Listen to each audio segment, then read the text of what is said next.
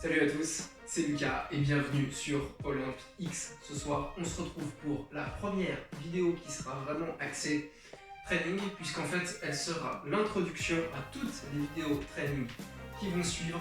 Elles seront postées quasiment immédiatement après sur la chaîne, tout simplement parce que je les ai déjà tournées. Mais pour moi, c'était important de vous présenter d'abord l'échauffement. Cette première vidéo sera décomposée en deux parties. On va d'abord voir comment s'échauffer. Pourquoi? En 5 minutes, on va pas prendre trop de temps. Et la deuxième partie sera vis-à-vis du matériel dont vous aurez besoin ou que vous pouvez avoir envie d'acquérir pour commencer votre pratique sportive de musculation au poids du corps, calisthenics et de street workout. Okay, la première partie là pour moi, pourquoi s'échauffer? Pourquoi je veux vous faire cette vidéo en premier, avant de sortir une quelconque vidéo training? À mon sens, ça devrait être la première vidéo de toutes les chaînes de sport, tout simplement pour parler aux débutants.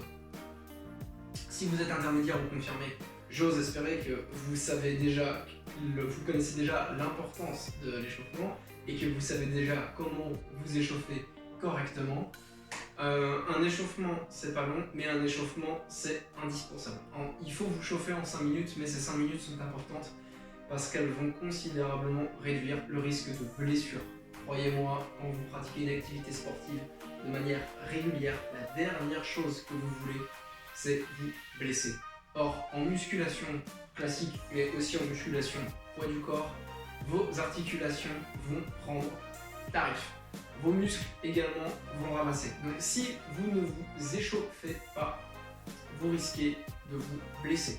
Pour les intermédiaires et avancés, si vous savez déjà comment faire un bon échauffement, vous pouvez, si vous voulez, skipper la première partie de la vidéo. Je vous mettrai le chrono sur la vidéo pour vous donner la référence à laquelle aller pour avoir la suite. Mais malgré tout, je vous invite quand même à le regarder quel que soit votre niveau. Vous n'imaginez pas le nombre de pratiquants, que ce soit en salle de musculation ou en parc de street workout, qui déboulent et qui commencent à charger. Ils sortent du vestiaire, ils sont froids, ou alors ils viennent d'arriver au parc, ils étaient dans la voiture, ils sont pas venus en courant, rien du tout, et ils commencent à taper soit du développé couché chargé ultra lourd, soit ils commencent à faire des muscle-up, des exercices de planche, etc., taper des tractions, des mouvements qui sont traumatisants potentiellement pour vos muscles et surtout pour vos articulations. Ils déboulent comme ça à froid. Concrètement, un corps humain c'est comme un moteur de voiture. Vous ne voulez pas tirer dessus quand il est froid, sinon vous allez l'abîmer ou vous allez le casser. Votre corps fonctionne de la même façon. Très clairement, il ne faut pas commencer à mourir si vous n'êtes pas chaud. Deuxième chose, il y a aussi l'aspect concentration, c'est-à-dire que ces 5 petites minutes, c'est rien, c'est pas long, mais ces 5 petites minutes vont vous permettre de sortir de votre journée de travail, de votre AK, ou même de vos activités ludiques, pour passer en mode sport. Vous allez passer en mode sport, vous allez vous reconcentrer et vous allez vous préparer à donner votre maximum. Ça, je pense que c'est important aussi. Donc on va voir ça. Un échauffement, ça se fait de haut en bas ou de bas en haut, peu importe, mais on chauffe un peu toutes les articulations, tous les muscles.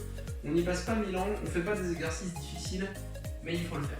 Donc c'est parti, je vous montre comment bien vous échauffer en pas longtemps. Là j'ai pas pris le chrono, mais vraiment c'est 5-6 minutes. Ok, on commence par la tête. On va faire des petits mouvements de gauche à droite pour la tête. Ok. Pas la peine d'aller trop loin, ne faites pas l'exorciste à vous retourner la tête à 180 degrés. D'accord? Juste des légers mouvements gauche-droite, pareil, de bas en haut. Ok. Voilà, la même chose, n'allez pas trop loin ici, ça sert à rien, vous risquez juste de vous faire mal au cervical. Allez-y tranquillement. Voilà. Faites quelques ronds. Même chose, hein. Toujours n'allez pas trop loin dans l'amplitude. C'est pas utile. Voilà. Ok. On va chauffer les poignets. Vous pouvez commencer à chauffer les chevilles en même temps aussi si vous voulez. Moi j'aime bien aussi commencer à tourner. Donc les poignets, on joint les mains, ok, on attrape les mains entre elles et on commence à tourner doucement. Voilà, un petit peu dans les deux sens. On fait chauffer ça tranquillement. Vous pouvez aussi faire tourner les chevilles en même temps comme ça. Vous gagnez un petit peu de temps, vous avancez. Voilà. Même chose pour les coudes. Vous pouvez passer en dessous et au-dessus. Ici, de chaque côté, bien évidemment, on fait les deux côtés de la même manière. Vous pouvez aussi juste imprimer des petites rotations ici. Ok. Voilà. Le but, c'est vraiment de chauffer ça tranquillement, mais de s'y mettre. Voilà, de s'y mettre petit à petit. Parce que le street workout et la muscu poids du corps, ça va être traumatisant pour les articulations. Vous allez énormément les utiliser, vous allez faire énormément de mouvements qui vont mettre votre corps en tension et vos articulations potentiellement à rude épreuve. Donc, pour les épaules, hop, on fait simplement des ronds avec les bras. Ça a l'air très con. C'est con d'ailleurs, mais ça fonctionne. Voilà, doucement. Pas obligé de mouliner comme pour s'envoler. Allez, voilà. Petite rotation du buste. Donc on fixe les pieds. Ok, les pieds ne bougent pas. On vient faire une légère rotation ici. Voilà, ok. On chauffe aussi au niveau des hanches. Ça aussi, je le vois des fois, c'est l'échauffement partiel. Ça n'existe pas, ça. Quand vous vous échauffez, échauffez-vous complètement. Même si vous avez prévu de faire juste une séance de haut du corps, par exemple de pec, échauffez-vous quand même les jambes. Échauffez l'ensemble de votre corps.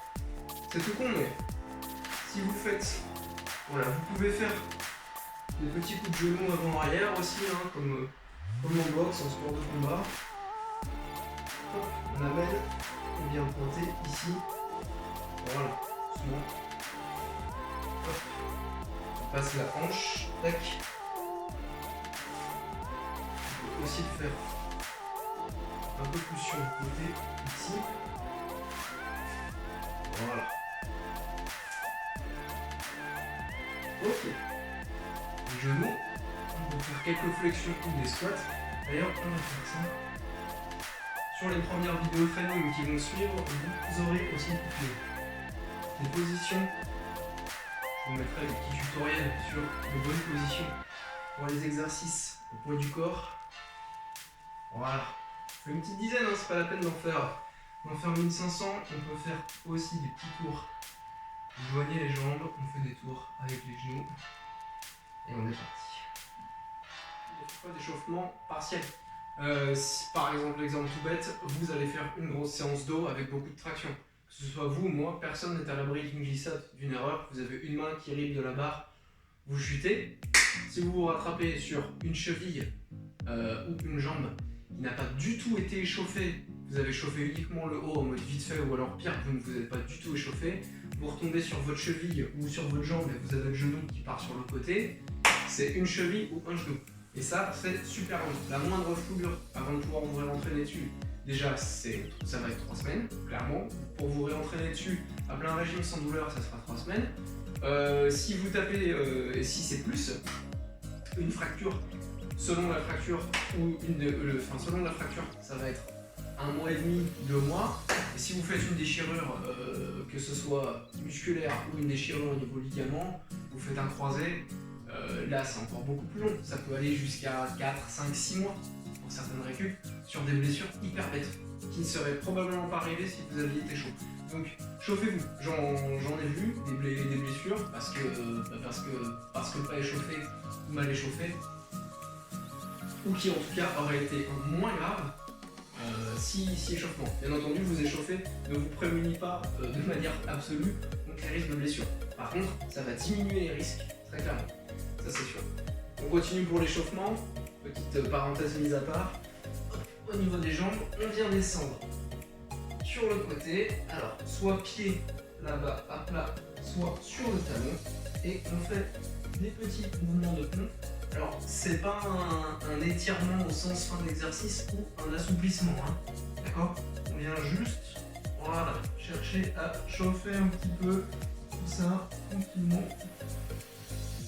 On ramène. Ok. Pour les chevilles, on a vu tout à l'heure les petits tours. Vous avez le droit aussi de vous asseoir, tout simplement poser la cheville sur la jambe et avec l'autre main vous saisissez et vous faites tourner dans les deux sens. Ok. Ici, c'est tout bête, hein, très clairement dans les échauffements, il n'y a rien de compliqué, rien d'insurmontable et surtout le gain par rapport au temps passé, le gain est important. Parce que ça va aussi vous permettre d'être plus performant sur votre séance. Ça va préchauffer vos muscles. D'ailleurs, là on a fini au niveau articulaire. Maintenant, on va chauffer un petit peu. Alors, moi j'ai une corde à sauter. C'est un instrument que j'aime beaucoup. Si vous n'en avez pas, vous faites tout simplement des petits sauts. Ok. Juste des petits sauts sur place. Ou montée de jambes, hein, montée de genoux. Alors, les montées de genoux, je vais des belles montées de genoux. Les montées de genoux, c'est pas ça. Hein. Montée de genoux à 90 degrés. Et hop, on est parti. Et vous faites 20-30 secondes de montée de genoux. On va commencer déjà à faire monter un petit peu le cœur. Ok. Vous pouvez mettre les mains à peu près à hauteur de hanche, comme cible. Voilà. On va faire un petit peu de talon de fesses. Ok.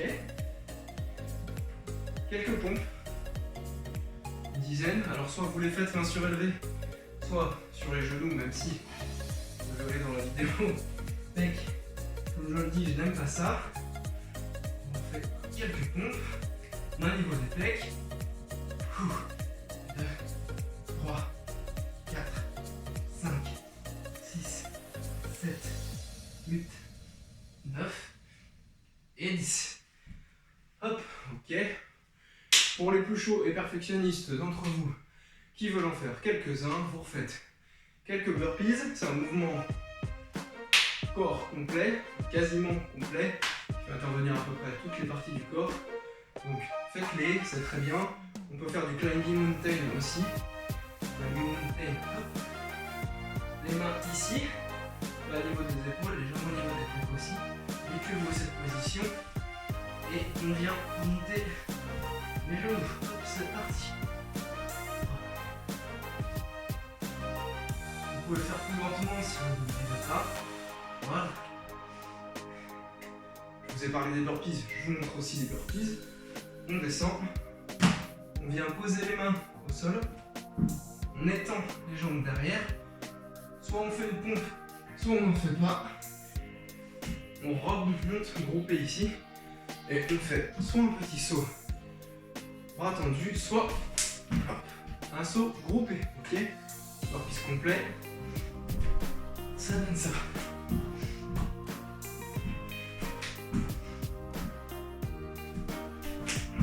Ok.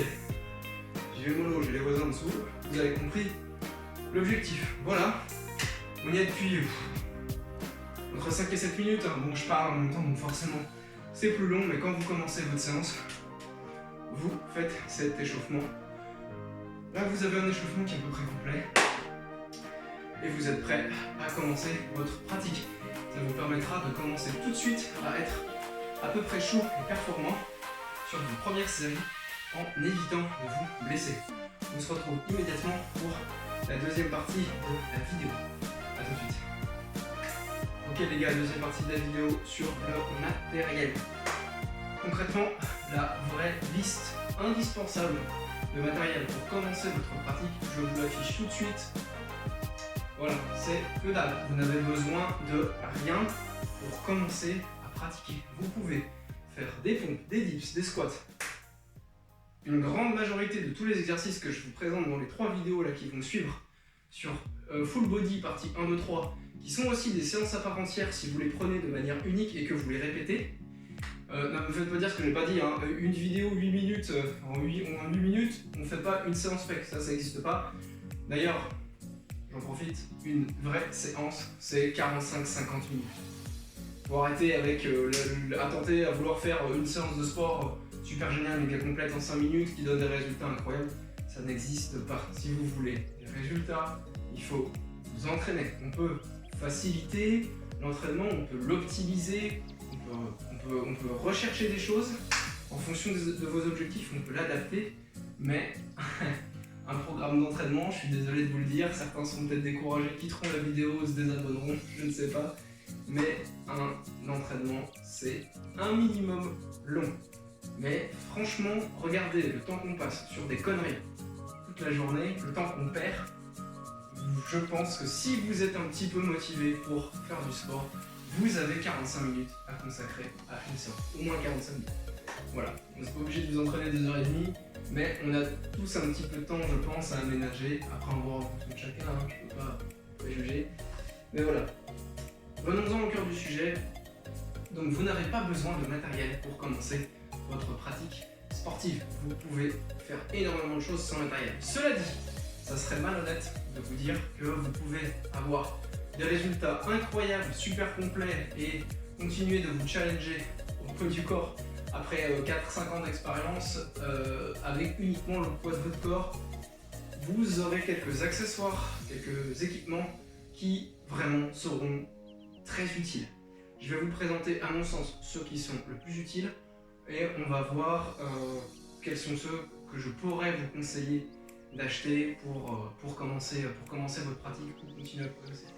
Première chose, il est enfin arrivé mon nouveau gilet lesté, un indétrônable, le gilet lesté. Alors celui-là fait 10 kg, il est natif à 6 kg, c'est-à-dire vous ne pourrez pas enlever de poids, il sera forcément au moins à 6 kg. Et chargé complet, là il pèse 10 kg. Quel est l'intérêt du gilet lesté? C'est de lester, merci. Voilà. On applaudit. Le gilet lesté vous sert à augmenter le poids. Ça vous servira sur vos dips, ça vous servira sur vos tractions. Ce modèle-là est bien parce qu'il est vraiment plat et près du corps, donc il peut aussi s'utiliser sur des pompes, contrairement à des gilets qui pendent un peu plus et qui sont assez désagréables à utiliser sur des mouvements de pompe. Donc voilà, le gilet lesté pour moi, quand vous commencerez à être fort sur vos mouvements basiques au poids du corps, vous voudrez ajouter de la difficulté et ça va passer soit par un gilet, soit par une augmentation de la résistance avec des bandes élastiques. Ça, les bandes élastiques, c'est très utile, vous le voyez, hein, on en a de toute taille et de toutes les couleurs. Alors la marque, je m'en fous, je suis pas là pour faire de la publicité, je ne vends pas de produits. Vous allez chez votre marchand de sport préféré ou sur internet, vous aurez des bons prix. Hein. Un élastique, bon, en moyenne ça coûte 8-10 €. Les plus gros seront les plus résistants, donc ils seront un petit peu plus chers. Mais vous avez de quoi avoir une pratique assez complète avec des élastiques de résistance. Je vous montrerai quelques exercices à faire avec les élastiques. Les élastiques vous permettront soit d'augmenter votre résistance, soit au contraire de soulager de la résistance et du poids pour vous aider sur certains exercices. Voilà, mon élastique vous aidera à tenir vos positions beaucoup plus longtemps. Là j'ai pris le minimum, mais avant je pouvais m'entraîner avec plus gros. Ça fait une super transition, je viens d'utiliser une barre, les barres de dips. Les barres de dips, alors ça c'est pas un indispensable, mais c'est super pratique quand vous vous entraînez l'hiver ou que vous n'avez pas accès vraiment à côté de chez vous à part de street workout. Ça coûte une cinquantaine d'euros. Oui, je sais, ça fait un petit peu de sous. D'ailleurs, c'est pareil pour le gilet. Celui-là m'a coûté 50. Mais tant qu'à faire, achetez un gilet qui va déjà jusqu'à 10 kg. Pourquoi? Parce que si vous voulez un gilet lesté, vous le voulez pour progresser. Si vous prenez un gilet qui fait 5 kg, qui ne va pas au-dessus, vous allez très rapidement en fait passer du stade où vous êtes fort sur vos exercices poids de corps au stade où vous pourrez être fort sur vos exercices poids de corps avec plus 5 kg. Donc si vous ne prenez pas plus 10 directement, vous aurez du mal à vous challenger longtemps. En fait, il va vous faire 3 mois, puis au bout de 3 mois, vous y serez parfaitement habitué. Et voilà, donc à mon sens, préférez peut-être un gilet un peu plus cher à 50 ou un gilet à 30, mais qui va tout de suite jusqu'à 10 kg. Par contre, n'allez pas acheter un gilet à 200 €, on trouve beaucoup sur internet, des trucs super pro, machin. Si c'est pour commencer votre pratique, vous n'en avez pas besoin, clairement. Les barres de dips, ça coûte une cinquantaine d'euros, pareil chez votre marchand de sport préféré. C'est super pratique. Moi, je les utilise vraiment souvent. Voilà, vous l'avez vu pour exercices de front lever, les exercices de dips, les exercices de planche, certains exercices de pompe. Donc vous avez plusieurs usages. En plus, c'est plutôt léger, c'est plutôt stable. Et une fois groupé, ça prend relativement peu de place, donc c'est quand même pratique. Truc tout bête que j'ai oublié, la corde à sauter. Alors ça, tous les sportifs de combat normalement en ont une. Pas du tout un grand combattant, hein, mais forcément j'ai une corde. Bon, la corde à sauter, voilà, c'est super bien pour le cardio, la coordination et la tonicité de vos mollets. Dernière chose, la barre de traction. Alors comme vous pouvez le voir, la mienne, on est plus sur du bricolage qu'autre chose, mais j'ai mis en place ce système pour fixer des anneaux de gymnastique qui, eux, sont très utiles, qui vont vous obliger à avoir un gainage monstrueux. Donc là, ma barre de traction, vu comme elle est installée, c'est pas l'idéal, mais elle a le mérite d'exister. Bon, elle glisse, hein, forcément, comme elle est posée sur des mousquetons en métal, elle roule sur elle-même, donc ça rend les exercices largement plus difficiles, mais qui peut le plus, peut le moins. Donc je ne m'en plains pas. La barre de traction, très honnêtement, si je dois vous donner 3 incontournables dans la pratique street workout et musculation poids du corps, c'est la barre de traction, le gilet lesté et les bandes élastiques. Si vous avez ça, bah vous pouvez quasiment tout faire. Je mets une option quand même sur les barres de dips, qui à mon sens sont vraiment très utiles, mais on peut essayer de se débrouiller pour faire autrement. Sans barre de traction, je crois que la barre de traction c'est vraiment le plus important. Sans barre de traction, vous avez tout un pan de la muscu du corps qui risque de vous échapper. Voilà, donc la barre de traction c'est un incontournable. Pour les barres de traction, vous avez vu une photo de la mienne, ça c'est celle qui se visse ou qui se dévisse, donc pour créer plus ou moins d'écartements qui sont censés se mettre dans des entrebâillements de porte. Alors attention, gros attention. Sur ce type de barre, il y en a qui tiennent très bien, celle-là c'est le cas, il y en a qui tiennent très mal, attention au risque de chute. Normalement vous pouvez les fixer, vous avez un trou pour percer, à la limite, si vous pouvez vous le permettre, si vous êtes chez vous propriétaire par exemple, que vous vous en fichez de trouer, faites un trou et fixez-la. Après, si vous ne voulez pas faire de trou, le problème c'est que même avec ces barres-là, si vous ne voulez pas abîmer l'encadrement de votre porte, ces barres-là risquent de les abîmer quand même. C'est-à-dire que tous les encadrements de porte ne sont pas faits pour supporter cette pression et cette tension. Si vous voulez qu'elles tiennent bien et éviter de tomber, vous allez devoir vraiment bien la visser, bien la serrer. Et ça risque d'abîmer les montants sur le cadre de porte, ça va vous abîmer les côtés. Ça m'est arrivé, donc voilà, je vous le dis, faites attention à votre caution, surtout, et même si vous êtes chez vous, c'est pénible d'abîmer.